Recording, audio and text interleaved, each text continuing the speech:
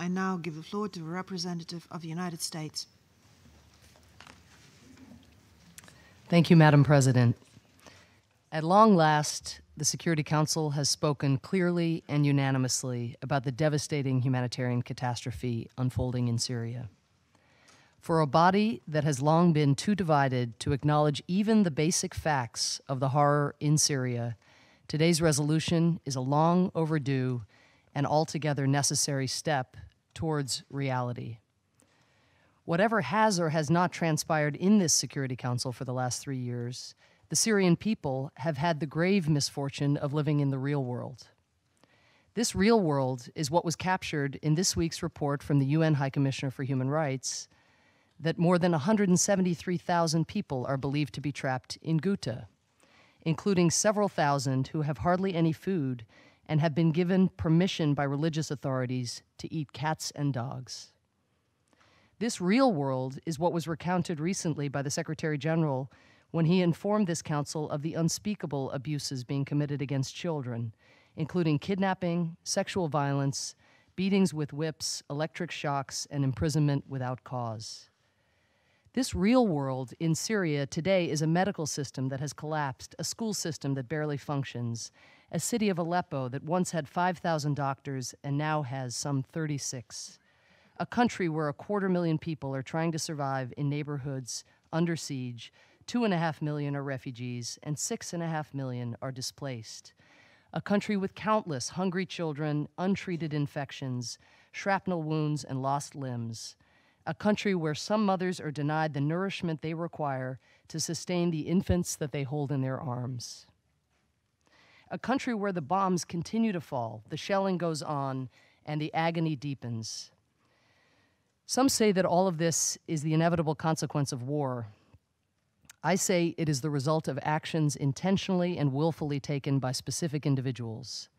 And what those individuals have the power to do, they have the power and the responsibility to stop.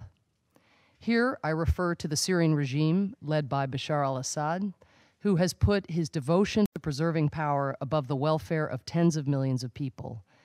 I refer to him and his security forces who pummel civilian neighborhoods with barrel bombs, his snipers who delight in picking off children who are walking with their parents so as to watch both suffer unbearably. And I refer to terrorist groups like al-Nusra and ISIL, who in the name of revolution have, in parts of Syria, imposed a new terror on Syrians, supplementing Assad's dictatorial fanaticism with religious fanaticism. My colleagues, today's resolution and the day-to-day reality in Syria are not about politics or ideology.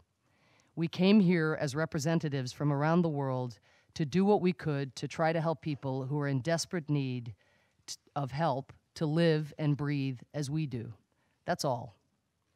It is remarkable to the world that it has taken 3 years for the Security Council to recognize basic facts and to call for such basic principles of humanity.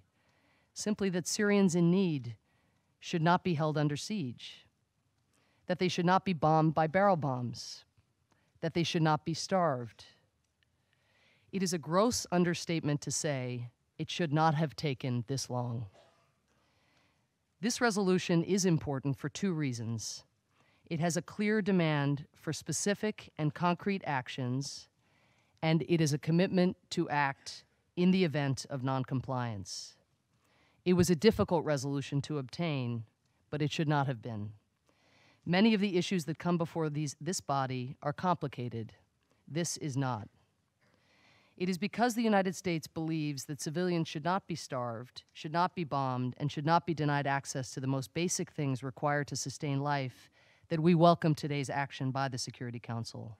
It is now our fervent hope that this Council will show similar courage to ensure that our unanimous demands result in changes to ease the suffering, especially for the hundreds of thousands of civilians who have been encircled by snipers and trapped in besieged communities. Our goal here today is to ensure that help is received by people who will die without it, and that innocent civilians are not killed while waiting for that assistance to arrive. It remains to be seen whether our action today will have the beneficial results we intend. Given its track record to date, the Syrian regime can be trusted only to deny what it has done and lie about what it will do. Accordingly, I call upon all council members and all members of the international community to join in pressing Damascus and any actor who fails to comply to fulfill the terms of this resolution on a comprehensive and urgent basis. There should be no more broken promises, no more delays, and no more coupling minor concessions with crimes that are so horrific, so systematic, and so recurrent that they have lost some of their power to shock the conscience. Today, this council has achieved consensus. Now we must insist upon action. Our common security, our common humanity, and our collective conscience demand nothing less. Thank you. I thank the representative of the United States